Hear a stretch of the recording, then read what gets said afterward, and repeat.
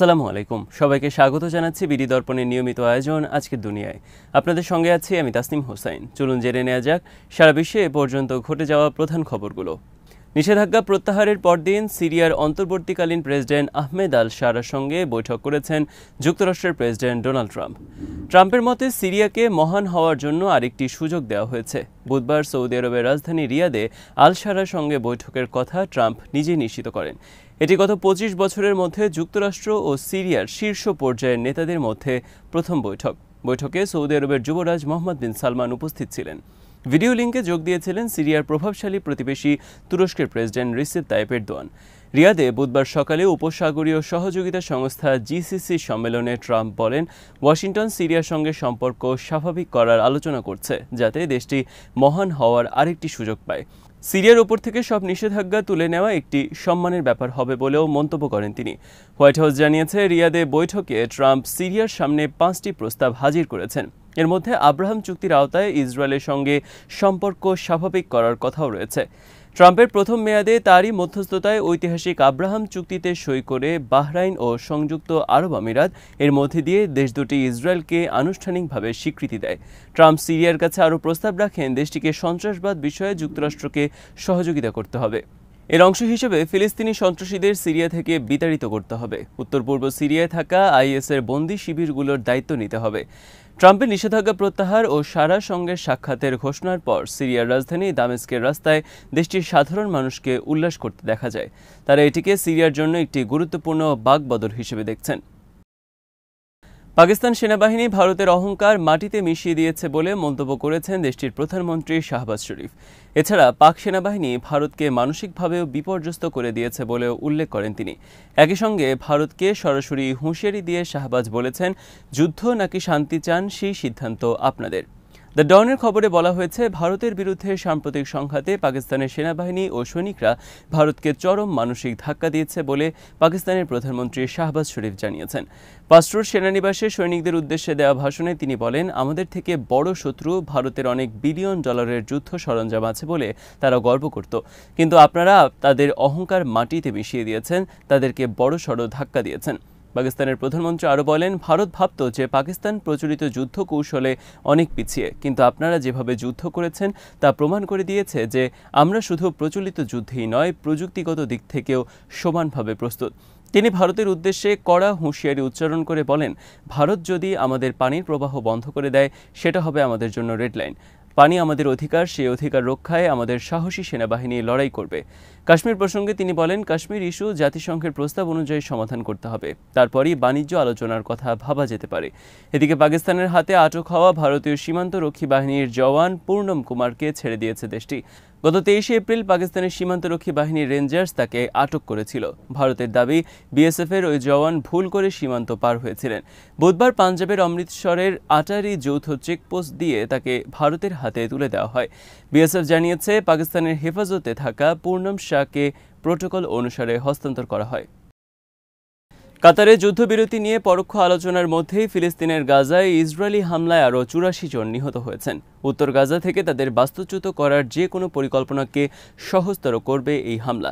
বৃহস্পতিবার চিকিৎসকদের বরাত দিয়ে এই তথ্য নিশ্চিত করেছে সংবাদ মাধ্যম আল জাজিরা। প্রতিবেদনে বলা হয়েছে, বুধবার ভোর থেকে উত্তর গাজায় জাবালিয়া শরণার্থী শিবির সহ বেশ কিছু স্থানে ইসরায়েলি হামলায় অন্তত ৫০ জন নিহত হয়েছেন।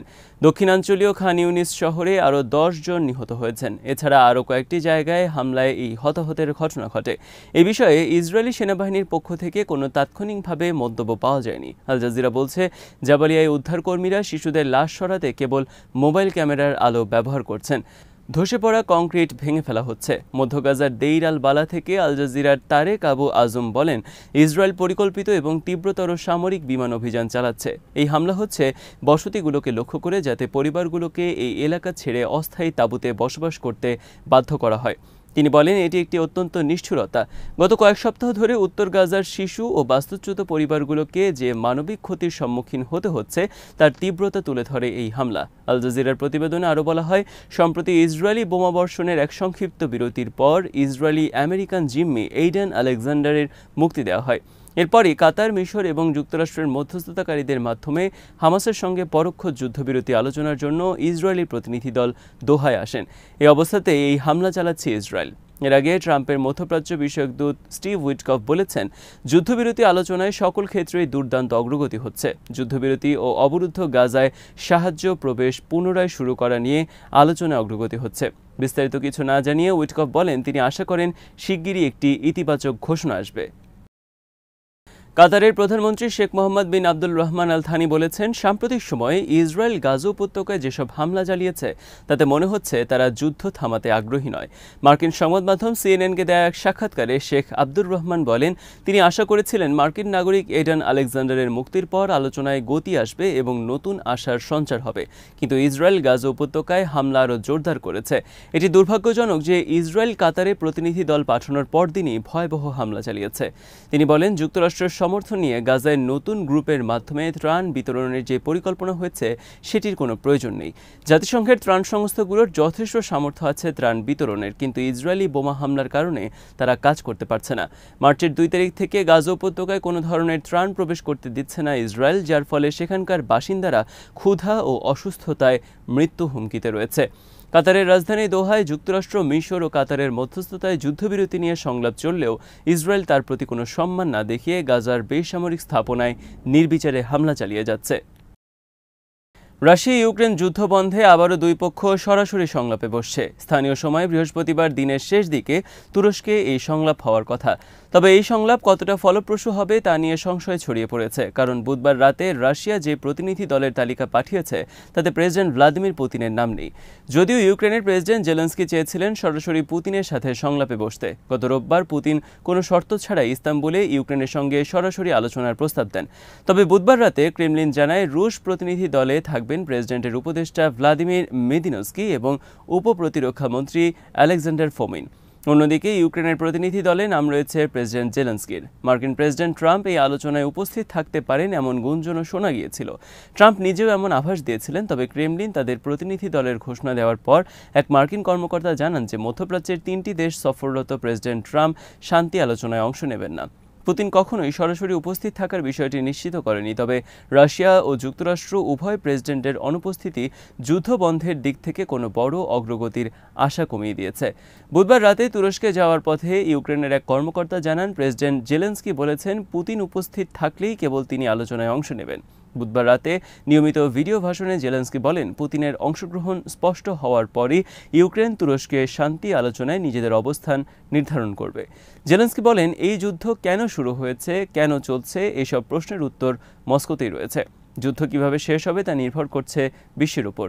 ট্রাম্প চাচ্ছেন ইউক্রেন ও রাশিয়া 30 দিনের একটি যুদ্ধবিরতিতে সম্মত হোক, যাতে দ্বিতীয় বিশ্বযুদ্ধের পর ইউরোপের সবচেয়ে বড় স্থলযুদ্ধ সাময়িকভাবে বন্ধ হয়।